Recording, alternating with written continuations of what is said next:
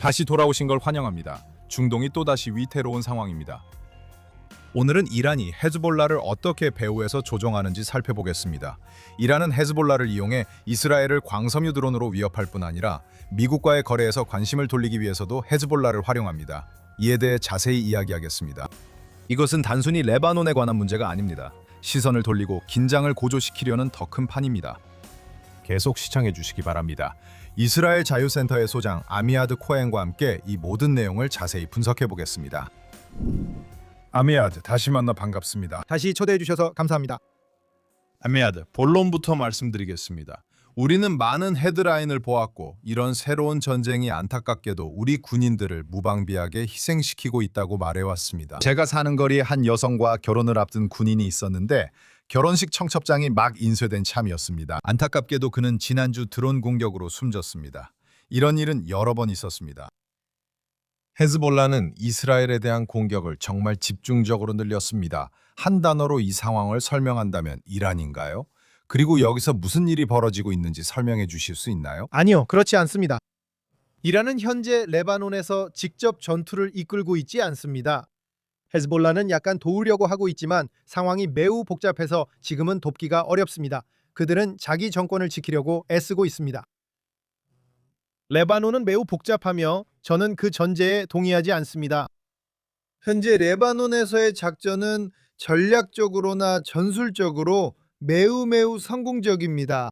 이스라엘 방위군은 헤즈볼라에 거의 저항 없이 남부 레바논을 장악했습니다. 이것은 2023년 10월 6일에는 상상도 할 수 없었던 일입니다. 오늘 우리는 내부에서 인프라를 파괴하고 있습니다. 불과 몇 시간 전 그들은 위타니강 북쪽에 위치한 인구 10만 명의 나바티아 시민들에게 또 다른 도시로 대피하라고 발표했습니다. 그곳은 부포르 성 근처에 있는 시아파 중심 도시입니다. 그곳은 전략적 요지로 이스라엘 방위군이 떠나라, 우리가 점령해 도시의 헤즈볼라 기반 시설을 모두 파괴하겠다고 말한 곳입니다. 이곳은 전략적으로 중요하며 아무리 성공적인 작전이었다고 해도 결코 선택지가 될 수 없습니다. 드론에만 집중하는 것은 상황을 오해하게 만듭니다. 이는 마치 좁은 시야로 상황을 바라보며 전체 그림을 놓치는 것과 같습니다. 이스라엘 방위군은 남부 레바논의 약 50%, 리타니강 남쪽을 점령했으며 계속 진격 중입니다. 이스라엘 방위군 병력은 여전히 천천히 체계적으로 기동하고 있습니다.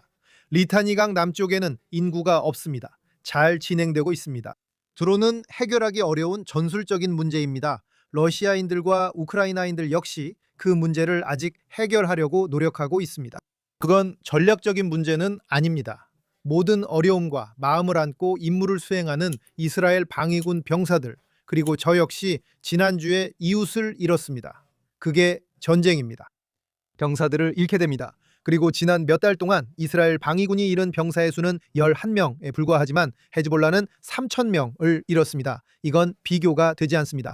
이스라엘 방위군은 이제 남부 레바논에서 전략적으로 진입하고 있으며 레바논 국가가 가진 깊은 암, 즉 헤즈볼라 문제를 이번 기회에 완전히 해결하려 하고 있습니다. 헤즈볼라는 이란의 하위 조직입니다. 하지만 이제 미국과 이스라엘이 그 뱀의 머리를 겨냥하고 있습니다. 그리고 그 뱀, 즉 뱀의 몸통이라고 할 수 있는 일부 헤즈볼라는 이스라엘이 다루고 있습니다. 저는 앞으로 몇 달, 어쩌면 더 오래 헤즈볼라가 레바논에서 주요 군사 세력이 되지 못할 것이라 믿습니다. 어쩌면 헤즈볼라가 레바논을 적대할 수도 있지만 그것은 또 다른 이야기입니다. 또한 이란은 전략적으로 약화되었습니다. 지정학적 관점에서 볼 때 우리는 오늘날 그 어느 때보다 훨씬 더 나은 위치에 있습니다. 그래서 당신이 하신 말씀에 정말 감사드립니다. 그리고 저도 동의합니다. 이것은 엄청난 성공이었습니다. 제가 정말로 하고 싶은 것, 그리고 이해하고 싶은 것은 많은 기사에서 이것이 새롭지만 옛날식인 전쟁이라고 보도되고 있기 때문입니다. 즉, 이건 쿼드 드론이고 말 그대로 미국에서는 아이들도 가게에서 사는 DJI 쿼드 드론입니다. 거기에는 수류탄이 하나 달려있고 광섬유 케이블로 연결되어 있어서 9km까지 갈 수 있습니다. 드론의 기술적인 부분과 여러 가지를 이야기하기 전에 지금 이란에서 헤즈볼라에게 명령이 내려왔다고 생각하십니까? 이스라엘에 대한 노력을 강화하라는 식으로요. 세상의 시선을 우리에게서 돌리기 위해 당신들 지역으로 관심을 분산시켜야 합니다. 에픽 퓨리 작전이 시작될 때 샤가 다리의 답은 예입니다. 이스라엘은 헤즈볼라가 참전하는 것을 원하지 않았습니다. 헤즈볼라 참전 직후 이스라엘은 전력을 다해 그들을 공격했습니다. 이제는 더 이상 중요하지 않습니다. 헤즈볼라는 생존을 위해 싸우고 있습니다. 이란의 메시지는 중요하지 않습니다. 이스라엘 방위군이 포기하지 않기에 그들은 선택지가 없습니다. 우리는 끝까지 헤즈볼라를 끝장낼 것입니다. 이제 5만 명의 시아파 병사들은 항복시킬 수 없고 현재는 약 4만 명 이 백하 계곡에 남아 있습니다. 우리는 그들의 기반 시설을 파괴 중입니다.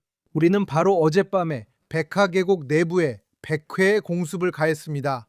그곳은 지난 수십 년 동안 헤즈볼라가 병력을 키우는 안전지대 본부였습니다. 지도에서 그 위치가 어디인지 설명해 주세요. 레바논 지도를 보면 이렇게 생겼습니다. 말빈 직사각형이에요. 직사각형이에요. 그 직사각형입니다. 북동쪽은 백하 계곡이고 이곳은 산들, 슈프 산맥과 레바논 산맥, 그리고 남쪽의 헤르몬 산에 의해 방어되고 있습니다. 이스라엘과 직접 전선이 없는 고립 지역입니다. 어느 정도 시리아와 국경을 접하고 있습니다. 동쪽과 북쪽은 시리아입니다. 네, 지리적으로는 이스라엘과 관련이 있고 이스라엘 국방군 공군이 그곳을 체계적으로 공격해서 기반 시설을 파괴하고 있습니다. 오늘날 레바논 안에는 80만 명의 시아파 난민들이 있습니다. 이들은 레바논 내부에 있는 시아파 난민들로 남부 레바논에서 집이 파괴되는 것을 보고 시아파 주민들에게 적응하라는 큰 압박을 주고 있습니다. 그들은 다히에 지역의 건물들이 파괴되는 것을 보고 있습니다. 어젯밤 이스라엘 국방군이 다히에를 약간 공격했습니다. 그들은 이스라엘 국방군이 처음에 했던 것처럼 공격할까 봐 두려워하고 있습니다. 이스라엘은 수십 년 만에 처음으로 레바논 내부에서 우위를 점하고 있습니다. 우리가 전략적으로 결정을 내려 이 전쟁을 끝내고 레바논이 아니라 헤즈볼라를 파괴함으로써 레바논 국가가 제대로 기능할 수 있도록 한다면 게임을 끝낼 수 있습니다. 오늘 레바논과 협상하는 이유는 평화협정 체결을 위해서입니다. 지금 레바논은 헤즈볼라에 반대합니다. 우리는 헤즈볼라를 제거하고 있습니다. 암세포가 바로 레바논의 몸에 있습니다. 레바논 맞죠? 우리는 그들과 평화협정을 맺기 위해 협상하려 하고 있으며 그들이 가진 이 암을 제거하는데 도움을 주고 있습니다.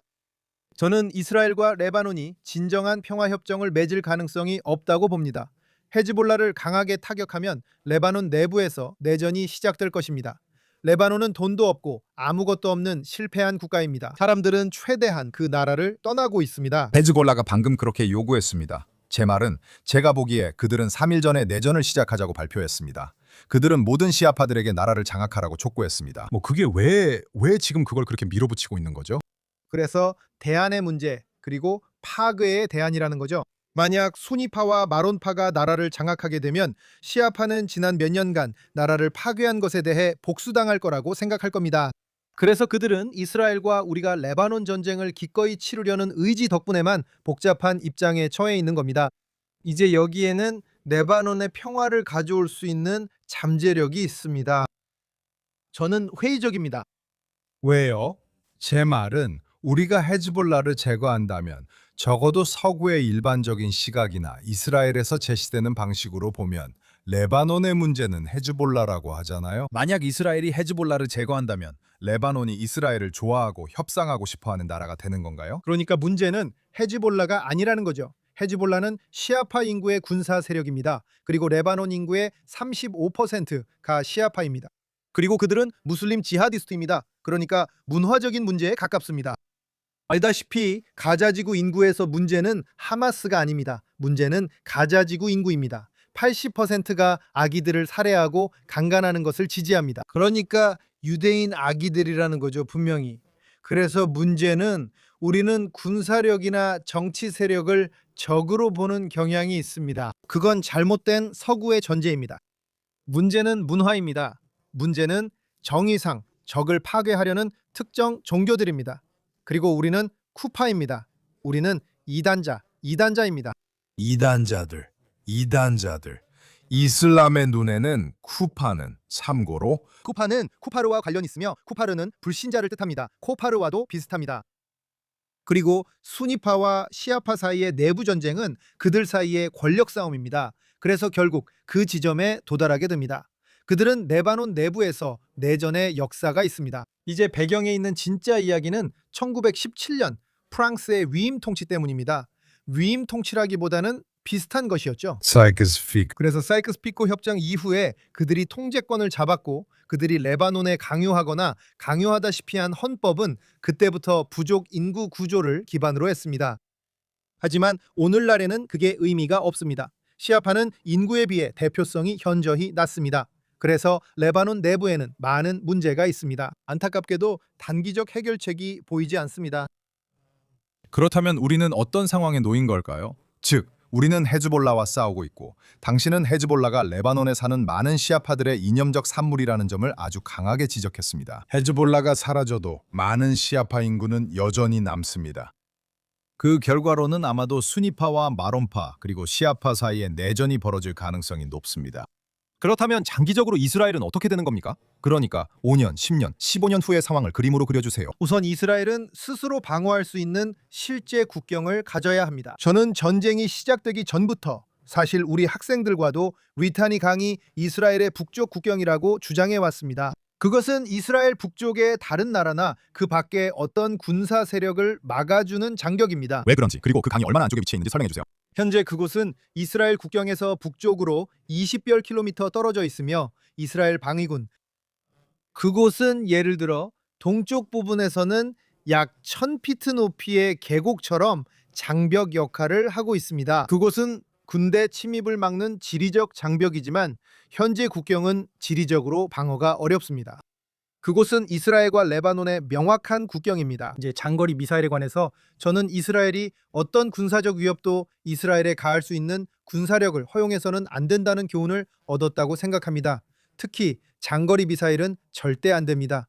앞으로 몇 년 동안 그런 미사일이 만들어지지 않기를 바랍니다. 실제로 진짜 위협은 사람들이 간과하고 있지만 시리아와 터키입니다. 그래서 이란이 무너질 때 그리고 이미 재정적으로 무너지고 있는데 그들의 중동에서의 지배력도 약해지고 있습니다. 이것은 대체 세력들이 부상할 수 있는 길을 열어줍니다.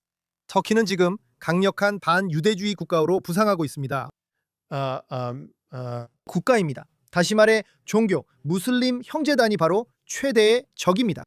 그리고 잠시 생각해보면 러시아 우크라이나 전쟁도 결국 어떤 식으로든 끝나게 될 것입니다. 하지만 실제로 일어난 일은 러시아와 우크라이나 모두 거대한 군수 산업을 가지고 있고 그들은 그 제품을 누군가에게 팔아야 한다는 점입니다. 그리고 러시아 군수 산업에서 만들어지고 터키가 구입해서 터키가 통제하는 시리아 군대가 이스라엘 북부 국경에 있다고 상상해 보세요. 그래서 이스라엘 북부 국경에서 매우 이상한 일이 벌어질 겁니다. 장기적으로 이스라엘에서는 강력하고 대규모의 군대가 필요합니다. 이 군대는 지상군에서 방어와 기동이 가능해야 하고 당연히 고도로 정교한 정보력과 공군력을 갖추고 있어야 합니다. 하지만 우리는 우리를 지켜줄 지리적 조건이 필요합니다. 그래서 우리가 헤르몬 산이 있는 것이고 그래서 우리가 리타니 강이 필요한 것이며 그래서 우리가 시리아 내에 완충지대를 두고 있는 것입니다. 우리는 적들보다 지리적으로 우위에 있지 않은 국경을 용납할 수 없습니다. 이제 현장 이야기를 하겠습니다. 당신은 레바논에서 더 오래 있었습니다. 또한 당신의 전략적 이해와 함께 우리는 레바논에 관한 당신의 강의를 들었습니다. 저는 10월 7일부터 참석했는데 그 강의들은 실제로 그 전부터 여러 면에서 예측적이었다고 생각합니다. 제가 듣기로 이스라엘이 북쪽 국경을 리타니 강까지 옮겨야 한다고 처음 말씀하신 분이 당신이었습니다. 그리고 이제는 그것이 적어도 사실상 비록 법적으로는 아니더라도 우리가 공식적으로 발표하지 않는다 해도 실제로 그곳이 국경이 되어야 한다는 것이 받아들여진 것처럼 보입니다. 당신은 현장에 있었고 지형을 잘 알고 계십니다. 저도 당신과 함께 헤르몬에 올라가 본 적이 있습니다. 이스라엘은 헤즈볼라의 장거리 무기의 90%를 파괴했습니다. 그리고 신께 감사하게도 텔아비브 전역에서 건물들이 무너지는 그런 시나리오는 일어나지 않았습니다. 그들이 다시 원래대로 돌아간 듯해 충격입니다. 그리고 숫자가 엄청나게 많지는 않다는 건 이해하지만 이제 그들은 멈출 수 없어 보이는 광섬유 케이블이 연결된 작은 장치로 다시 돌아갔습니다. 이게 어떻게 작동하고 왜 레바논에서 효과적인지 설명해 주실 수 있나요? 그리고 저는 이스라엘 군인들이 레바논 어부들에게 어망을 요구한다는 이야기가 있어 이를 막기 위한 조치가 무엇인지 알고 싶습니다. 네, 그러니까 칼과 화살에서 소총으로 옮겨가는 걸 상상해 보세요. 화살은 10m, 15m, 30m 멀리 쏘면 150m까지 쏠 수 있습니다. 좋아요. 오늘날 소총은 500, 900m까지 사격이 가능하며 저격수는 그보다 더 멀리 쏩니다. 이건 전술적인 차이일 뿐이고 전장을 바꿀 수는 있지만 전략적인 위협은 아닙니다. 드론으로는 지상 기동전을 이길 수 없습니다. 네, 이스라엘 방위군이 지연되는 이유는 우리가 전장에서 어느 정도 우위를 점하는데 익숙하기 때문입니다. 우리의 사고방식은 내가 적을 보고 적도 나를 본다는 것입니다. 우리는 서로 정면으로 마주하고 있습니다. 하지만 이제 드론이 등장하면서 나는 더 이상 2차원 세계에서만 직접적으로 바라보지 않습니다. 3차원 세계를 바라봐야 합니다. 지금 우리는 아주 짧은 기간 동안 이러한 광섬유 기반 드론들이 말하자면 방어자에 대해 우월한 이점, 전술적 이점을 가지고 있는 상황에 있습니다. 반년에서 1년 이채 안 되는 시간 안에 이스라엘 방위군은 이를 해결할 전술적 해법을 찾을 것입니다. 제 생각에는 이미 그 일이 일어나고 있다고 봅니다. 수동적인 방어가 아니라 이미 도움이 되고 있는 수동적인 울타리가 아니라 레이저와 드론 등 다양한 기술적 해법을 갖춘 능동적인 방어 시스템입니다. 역사적인 군사 기술을 보면 항상 불균형이 존재합니다. 2차 세계대전 때는 방어 수단이 없었습니다. 전차들은 전술적으로는 방어가 잘 되어 있었고 포탄에 대비해 무장되어 있었지만 그 외의 것들에 대해서는 방어가 되어 있지 않았습니다. 그리고 항상 불균형이 존재합니다. 그래서 2차 세계대전에서는 방어막이나 아이언돔 같은 보호수단이 없었기 때문에 많은 사상자가 발생했습니다. 오늘날 우리는 또 다른 불균형 속에 있습니다. 이번에도 전술적인 불균형입니다. 그리고 그 불균형은 과장되어 있습니다. 사실 이것은 완전히 다른 전략을 반영합니다. 만약 레바논 내에서 병력을 기동한다면 이스라엘 방위군이 예측하는 사상자 수는 500명에서 1,500명 사이입니다. 완전히 다른 숫자입니다. 우리는 지금 남부 레바논을 점령하고 있고 내부에서 기동하며 영토를 장악하고 있는데 사상자 수는 한 자릿수에 불과합니다. 저는 둘 다 과소평가하지 않습니다. 지금은 전술적 위협이며 해결책을 찾겠습니다. 전략적 문제는 아닙니다. 네, 그렇게 말씀해 주셔서 감사합니다. 저는 지금 이스라엘의 공습에 집중해서 말씀드리고 싶습니다.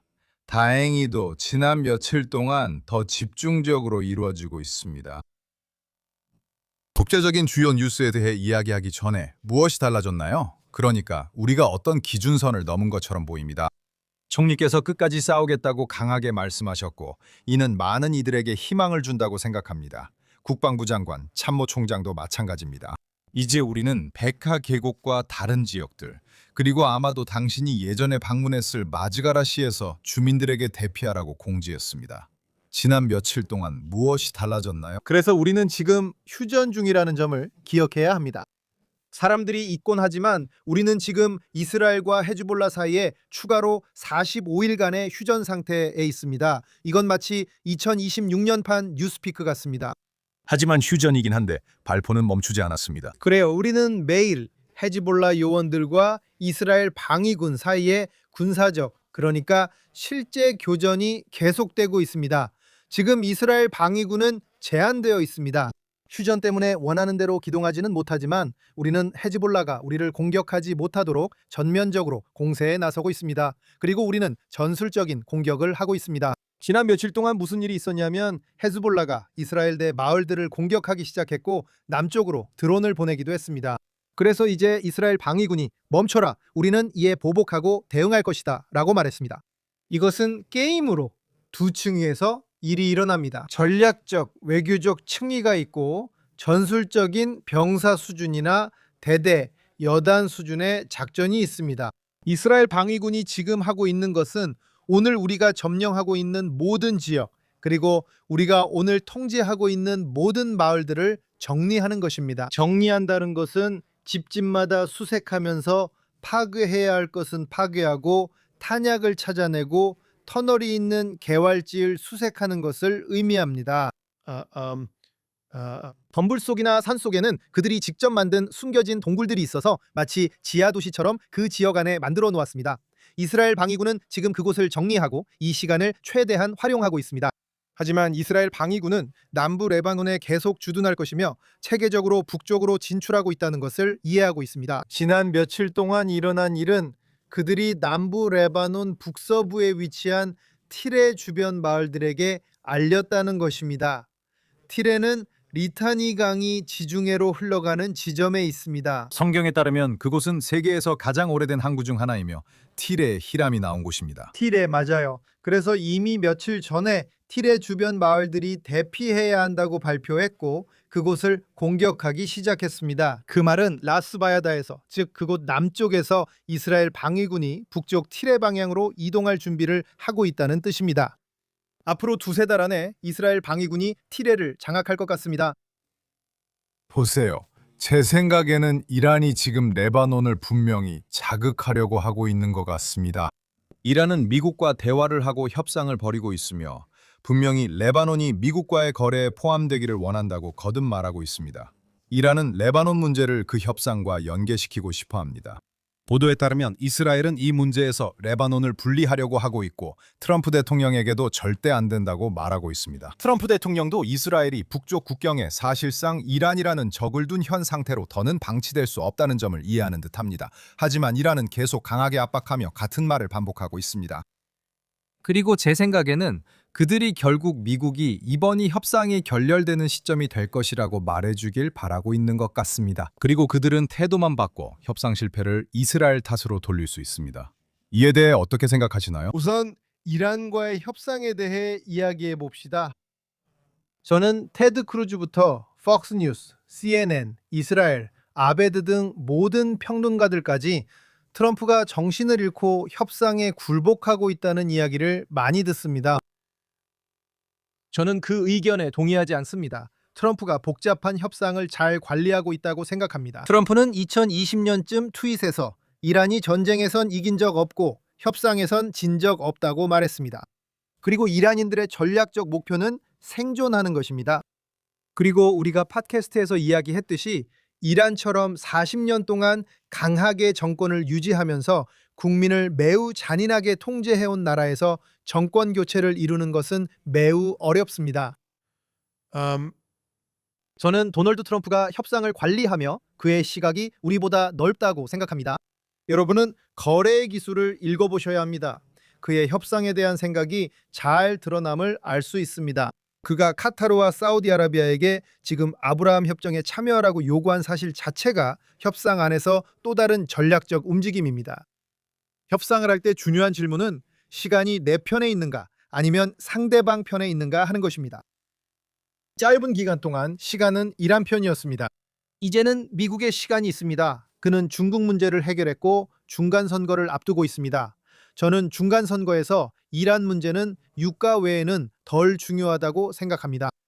그리고 결국 한편으로는 그가 승리해야 할 필요가 있습니다. 그리고 그곳에서의 문제는 오직 호르무즈 해협뿐입니다. 그게 가장 중요한 문제입니다. 제 생각에 레바논은 조연에 불과하고 또 다른 의제 중 하나일 뿐이지 중심적인 사안은 아닙니다.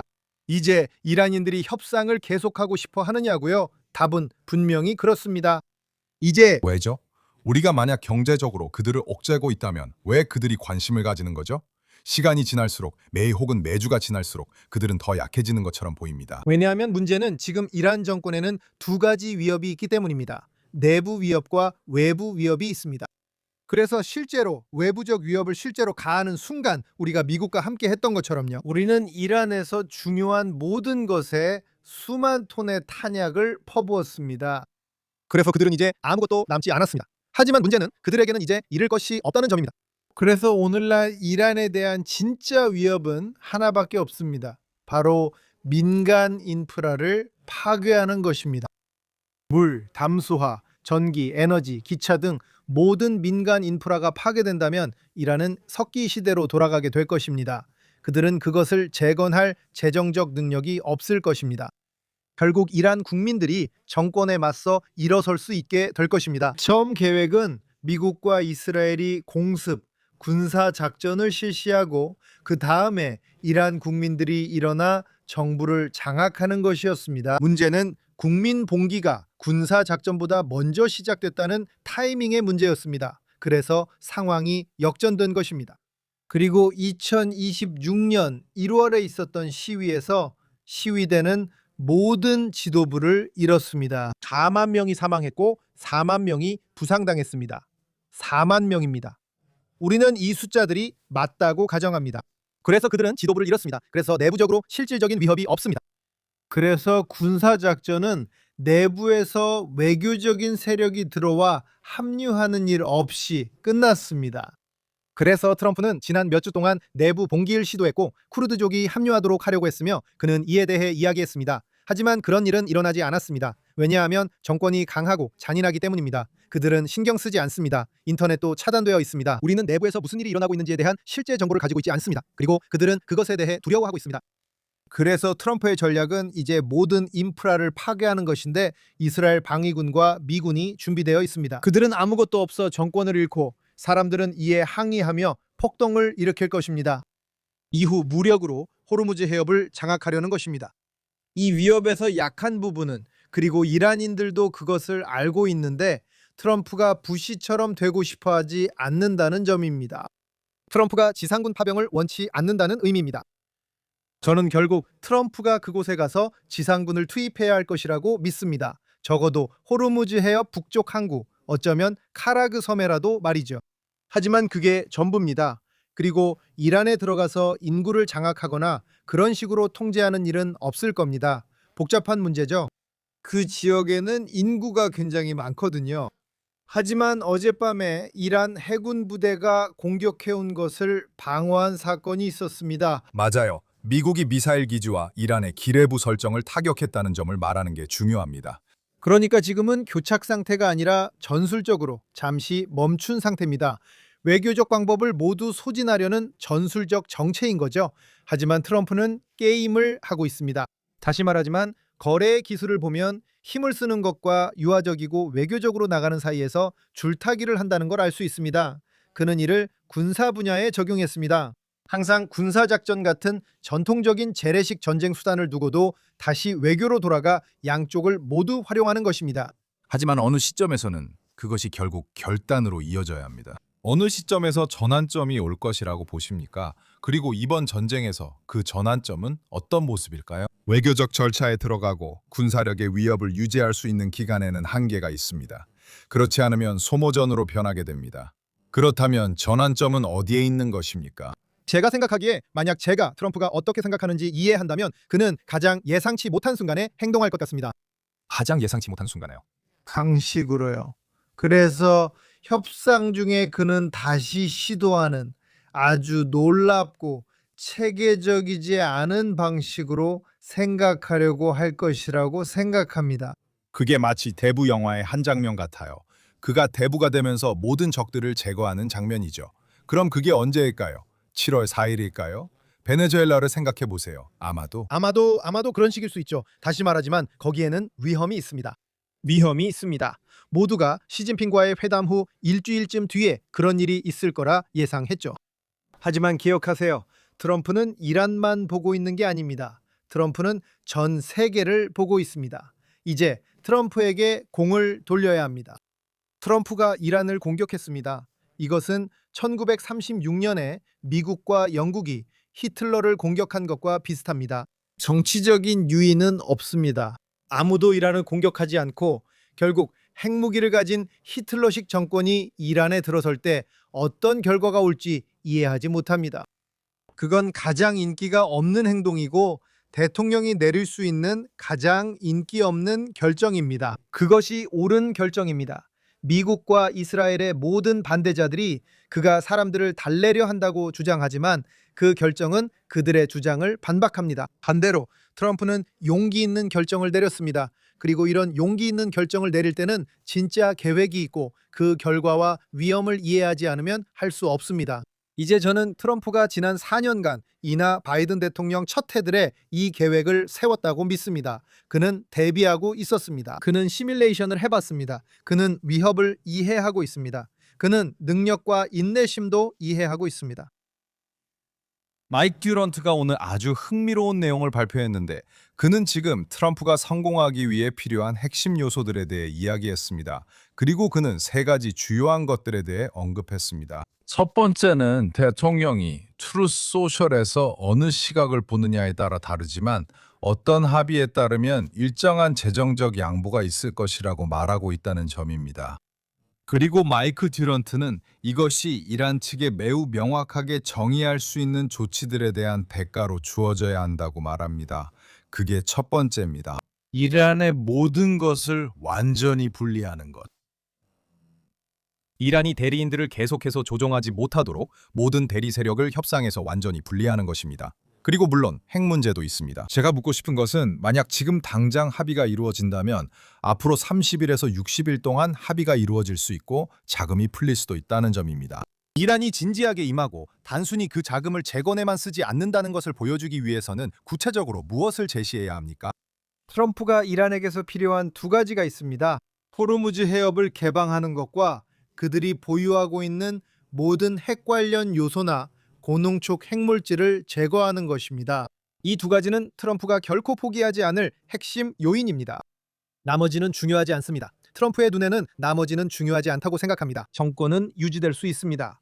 트윗에서 이란 대신 이란의 이슬람 정권이나 이란 공화국이라고 부르는 것만 봐도 알 수 있습니다. 그들은 그곳에 남아있을 것입니다. 그들은 거기서 계속 있을 겁니다. 하지만 전쟁 이전부터 있었던 물 부족, 전쟁 이전부터 있었던 전기 부족, 그리고 이란 내부의 경제 문제들, 그들은 군사 및 핵 프로그램의 일부였던 수십 개의 산업 지역을 파괴했고 그로 인해 수만 개의 일자리를 잃었습니다. 그들은 실패한 국가이며 결국 붕괴할 것입니다. 트럼프의 전략은 그들을 최대한 약화시키는 것입니다. 이러한 양보는 매우 미미한 것입니다. 만약 목표가 하메네이와 흰 깃발이 함께 있는 사진을 얻는 것이라면 그런 일은 절대 일어나지 않을 것입니다. 가자지구에서 지금 살아있는 지도부가 흰 깃발을 드는 꿈은 절대 이루어지지 않을 것입니다. 레바논에서도 그런 일은 일어나지 않을 것입니다. 두 가지 중요한 점은 핵물질을 제거하는 것과 호르무즈 해협을 개방하고 그 해협을 봉쇄하는 선택지 자체를 없애는 것입니다. 그게 트럼프가 원하는 바입니다. 둘째, 그는 협상으로 그것을 얻을 겁니다. 그들이 뭘 얻든 상관없습니다. 그들은 대부분 스스로를 재건하지 못할 것이고 결국 내부 시위가 일어날 것입니다. 이스라엘이 그것에 만족해야 한다고 생각하십니까? 네, 이스라엘의 관점에서 보면 6월 이란에 대한 작전과 에픽 퓨리는 이스라엘이 이란과의 전쟁에서 상상할 수 있는 최고의 시나리오였다고 생각합니다. 이제 2023년 10월 6일로 돌아가 보겠습니다. 이스라엘이 이란에 대해 선제 공격을 가해서 12일도 안 되는 시간 안에 이란의 모든 핵시설을 파괴한다고 상상해 보세요. 이스라엘 측에는 사상자가 전혀 없고 이란에서 이스라엘로 몇 발의 장거리 탄도미사일이 발사되어 소수의 사상자가 발생한다고 상상해 보세요. 예상했던 것과 비교하면 이건 누구의 꿈보다도 더한 결과입니다. 우리는 이것이 사실임을 이해해야 합니다. 우리의 큰 성공으로 인해 사람들은 더 많은 기대를 합니다. 그리고 다시 말하지만 그들은 마치 성공에 익숙해진 것입니다. 정확히 그렇습니다. 이것이 문제입니다. 그것은 지금까지 최고의 성공이었고 이스라엘은 이제 전쟁을 끝낼 수 있습니다. 그런데 이제는 이스라엘 전쟁이 아닙니다. 미국, 이란, 중국의 전쟁입니다. 호르무즈 해협을 열어서 국제 유가를 단기적으로 관리해야 트럼프에게 도움이 됩니다. 그게 전부입니다. 이스라엘은 이제 게임에서 빠졌습니다. 이제 우리는 필요하다면 미국이 이란을 공격하는 것을 도울 것입니다. 하지만 이제는 미국의 전쟁입니다. 미국에서는 이스라엘이 미국의 동쪽 방패 역할을 하면서 특정 위협이 미국 본토에 도달하는 것을 막아준다는 인식이 있다고 생각하십니까? 그것이 미국에서 인정되거나 알려져 있다고 생각하십니까? 미국 내 어디냐에 따라 다릅니다. 군이나 펜타곤, 정부에서 잘 아는 사람들은 분명히 그것을 알고 있습니다. 대부분의 미국인들은 지정학적 문제에 대해 무지합니다. 미국인들은 지정학에 관심이 없습니다. 미국은 양쪽에 두 개의 대항이 있어서 그런 문제에 덜 관여합니다. 예전에도 말했듯이 문제는 경제야, 이 바보야. 맞죠? 이제 이스라엘을 미국을 지키는 중요한 방어자, 최전선 수호자로 위치시키는 것은 또 다른 잘못된 전제라고 생각합니다. 이스라엘은 스스로를 방어하고 있습니다. 이스라엘은 동맹국, 신뢰할 수 있는 동맹국이 되어야 하며 트럼프가 자신의 전략 문서에서 명확하게 밝힌 것과 정확히 같습니다. 이스라엘은 위협에 맞서는 동맹국입니다. 전 세계를 위한 동맹입니다.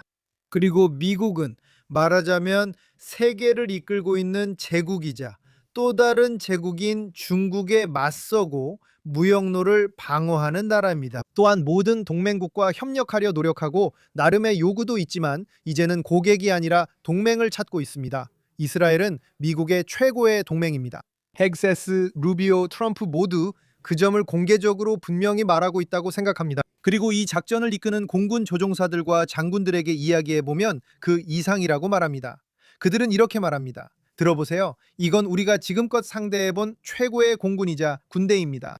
우리는 그들의 경험과 지식, 역량에서 정말 많은 것을 배울 수 있습니다. 세부 사항을 조금이라도 안다면 이스라엘군은 그 작전에서 모든 면에서 기대 이상으로 해냈습니다. 이스라엘군은 유인기를 한 대도 잃지 않았습니다. 무인기는 몇 대 잃었지만요. 미국은 공중에서 비행기 7대를 잃었고 전략적으로 지상에서도 몇 대를 추가로 잃었습니다. 물론 잠재적인 손실에 비하면 아무것도 아니지만 사실 사고로 대부분을 잃을 수도 있었습니다.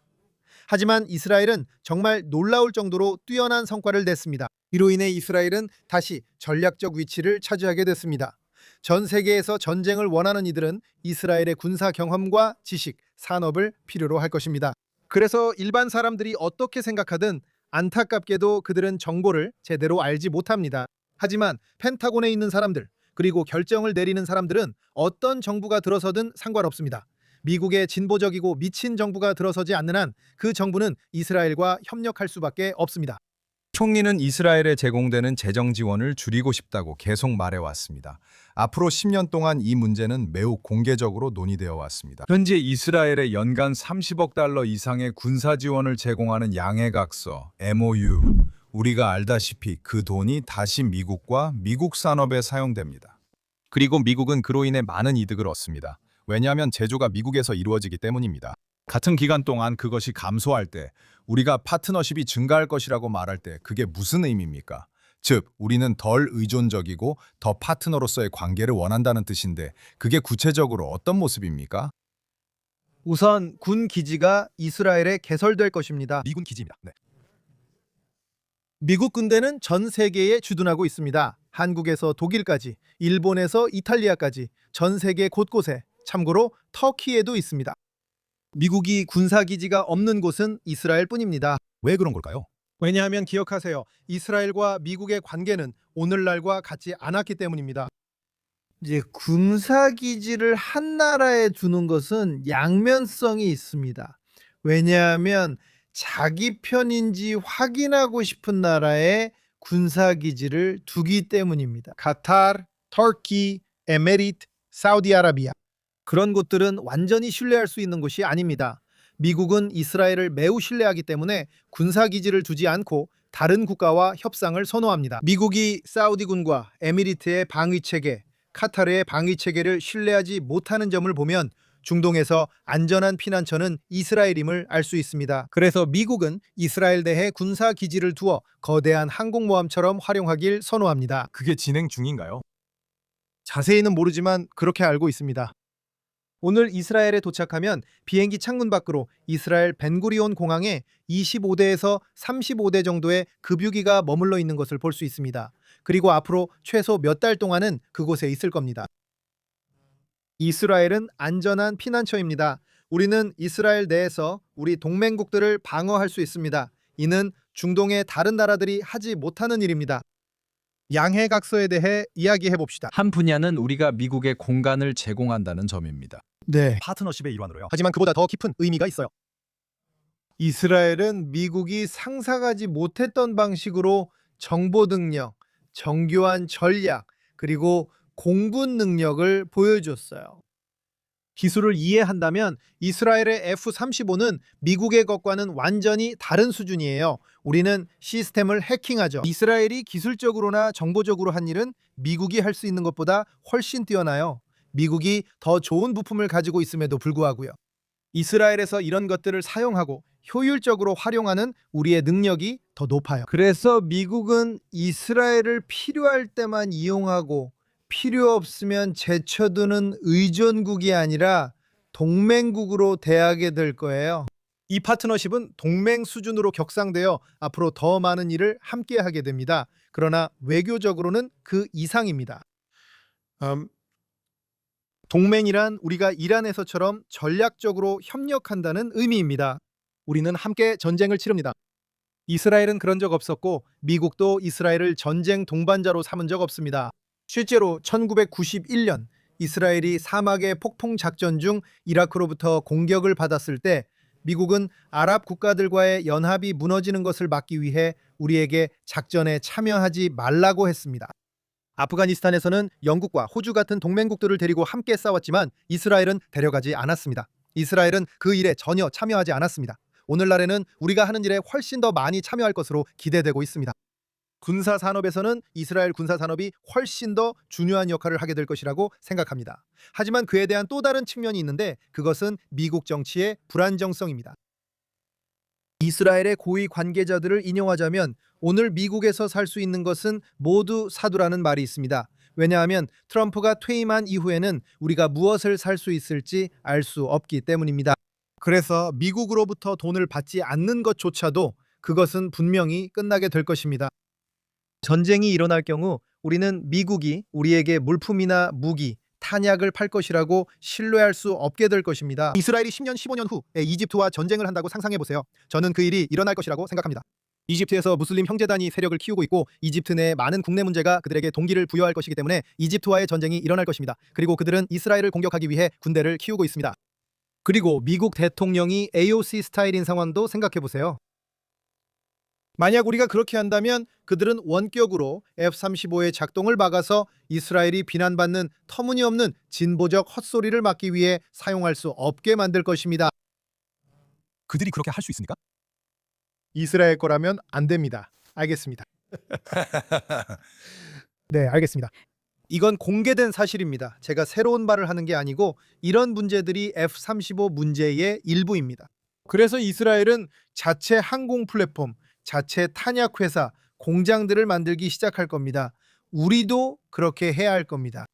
우리는 대안이 될 동맹국을 찾아야 합니다. 저는 이스라엘 인도 관계와 인도 총리 나렌드라 모디가 공격 당일 이곳에 있었던 점이 중요하다고 생각합니다. 그리고 저는 그가 그 공격에 대해 통보받았다고 생각합니다. 그는 그 사실을 알고 있었습니다. 그럼에도 불구하고 그는 오기로 결정했습니다. 그것은 말하자면 인도가 역사에서 어느 편에 설 것인지를 받아들이는 태도에서 나온 것입니다. 저는 앞으로 10, 15년 내에 인도가 지금보다 훨씬 더 이스라엘의 전략적 파트너가 될 것이라 생각합니다. 방금 인도의 한 대학과 줌 통화를 마쳤습니다. 인도와 이스라엘의 P2P 관계를 구축하려 합니다. 정부 간 관계는 이미 좋기 때문입니다. Peer to peer 관계입니다. 사람 대 사람 맞아요. 정구 대 정구로는 좋은 관계를 맺고 있습니다. 비즈니스 대 비즈니스 관계는 그저 그런 편이지만 두 나라 사이에 진정한 국민 간 교류는 없습니다. 우리는 이 부분을 최대한 구축해야 합니다. 그게 바로 오늘 치루에서 우리가 던지는 질문의 일부입니다. 저희는 국가안보 펠로우들이 있습니다. 저는 그 프로그램의 졸업생입니다. 네, 맞아요. 다행히도 당신 덕분이에요. 우리가 묻고 싶은 건 당신이 그들 중 한 명이라는 데 자부심이 있지만 15년 후 이스라엘의 동맹국이 누구냐는 것입니다. 이스라엘이 진정으로 믿을 수 있는 동맹국은 누구일까요? 새로운 서방을 생각해야 할지도 모릅니다. 유럽은 끝났으니까요. 티오트에서 우리가 하는 농담은 아브라함 협정에 다음으로 가입할 나라는 영국이 될 거라는 겁니다. 프랑스가 먼저일 수도 있지만 상황에 따라 다릅니다. 그 부분은 청중 여러분께 맡기겠습니다. 한번 생각해 보세요. 네, 그렇다면 누가 될까요? 그리고 어떤 기준이 있어야 예를 들어 한 나라가 이 동맹의 일원이 될 수 있을까요? 그리고 저희가 이 부분을 명확하게 설명하려고 노력하고 있습니다. 그래서 4가지 정도가 있는데 아직 이 질문들에 대해 논의 중이지만 출산율이 긍정적으로 증가하는 나라여야 합니다. 인구가 급격히 감소하는 나라는 신뢰하거나 의지할 수 없기 때문입니다. 무슬림 인구가 대다수를 차지하지도 않고 상당한 소수 집단도 없는 나라여야 하고 무슬림 형제단의 위협을 이해하는 나라여야 합니다. 그래서 일본뿐 아니라 싱가포르 등 다른 강한 나라들도 좋은 후보입니다. 사실 인도에서 당신이 이야기하고 있는 누군가와 함께 팟캐스트를 해서 우리가 3명이 함께 팟캐스트를 진행하고 그 문제를 국가안보 관점에서 어떻게 보는지 들어보는 게 좋을 것 같아요. 그게 가능할까요? 네, 가능하다고 생각합니다. 할 수 있을 것 같아요. 그 부분에 대해 같이 이야기해 봅시다. 헤이루트는 인도와의 관계 발전에 주목하고 있습니다. 그래서 우선 지적인 측면에서 확실히 배우고 지식인들을 양성하는 것이 중요합니다. 그 부분에서 어떤 지적 활동을 하셨나요? 그래서 이제 우리는 인도의 몇몇 대학들과 싱크탱크에 연락을 취하기 시작해서 이런 관계를 구축하려고 하고 있습니다. 저는 곧 인도로 가게 되고 몇몇 인도인들과 함께 가서 우리가 함께 컨퍼런스를 열려고 준비하고 있습니다. 이것은 현재 정부가 아니라 미래의 정부들 사이에서 두 나라 간의 더 깊은 관계를 어떻게 구축할 수 있을지에 대해 내다보려는 시도입니다. 하지만 이것은 인도뿐만이 아닙니다. 다시 말하지만 그 기준을 보면 이슬람 위협과 인구학적 안정성의 필요성을 이해할 수 있습니다. 그리고 그것에 투자하기 위해서는 자신의 나라에서 종교의 중요성을 이해하는 것이 필요합니다. 유럽처럼 신을 포기한 세속 국가들은 사실상 국가를 가질 도덕적 정당성을 잃었고 그들만의 어떤 문화를 가지고 있습니다. 그래서 여러분은 도덕적 정체성이 강하게 뿌리내린 국가가 있어야 합니다. 그것이 네 번째 기둥입니다. 스스로를 방어할 능력과 도덕적 정당성을 가져야 합니다. 그리고 그것이 오늘날 세계의 진짜 문제입니다. 극단적인 지하디 국가들, 즉 나머지 세계를 점령하고 파괴하려는 무슬림 국가들을 제외하면 자신의 존재를 위해 싸울 능력과 도덕적 명확성을 가진 나라는 소수에 불과합니다. 그렇게 할 수 있는 나라는 소수에 불과합니다. 그러니 선거 이후 브라질에서 무슨 일이 일어나는지 지켜봅시다. 왜냐하면 잠재적으로 브라질이 그럴 수 있기 때문입니다. 그리고 하비에르 밀레이가 아르헨티나에서 무엇을 하는지 지켜봅시다.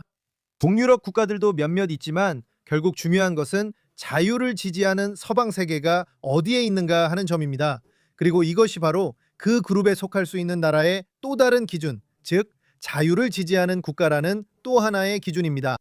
싱가포르도 확인해 봐야 합니다. 그리고 세계는 그 방향으로 움직이게 될 것입니다. 그리고 그건 정말 좋은 질문입니다. 마지막 질문입니다. 우리는 전쟁에서 자신을 방어할 도덕적 명확성과 그 능력에 대해 이야기하고 있습니다. 당신 자신도 예비군 복무로 다시 돌아가고 전쟁터로 돌아가게 되어 있습니다. 이번이 몇 번째 복무인지 모르겠네요. 지금까지 몇 번이나 복무하셨나요? 세는 건 잊었지만 벌써 400일 복무했어요. 알겠습니다. 그건 정말 많은 기간이네요. 그리고 당신은 이스라엘에서 가장 중요한 싱크탱크와 학술센터 중 하나를 운영하고 관리하고 있잖아요. 당신이 북쪽으로 간다고 들었어요. 그곳은 어떨 것 같나요? 언제쯤인가요? 그리고 실제로는 어떻게 될 것 같나요? 그래서 연말쯤에 저는 북쪽으로 다시 올라가야 해요. 북쪽으로 불리면 어디에 있을까요? 실제로 어디에 배치될지는 정확히 모르겠지만 전쟁이 어떻게 흘러갈지 설명해 보자면 제 부대나 이스라엘 방위군 어떤 부대가 계속 이동하는 역할을 하게 될 가능성이 있다고 가정해 봅시다. 저는 IDF가 북쪽으로 진격해 리타니 강을 북쪽 국경으로 삼고 통제할 것이라고 상상합니다. 결국 그곳까지 갈 거라 생각하며 전쟁이 멈추진 않을 것 같습니다. 저는 이스라엘 방위군 포기하고 원래 국경으로 후퇴할 거라고는 생각하지 않습니다. 저는 헤즈볼라가 포기하지 않을 거라고 생각합니다. 교착 상태는 이스라엘 내에서 이루어져야 합니다.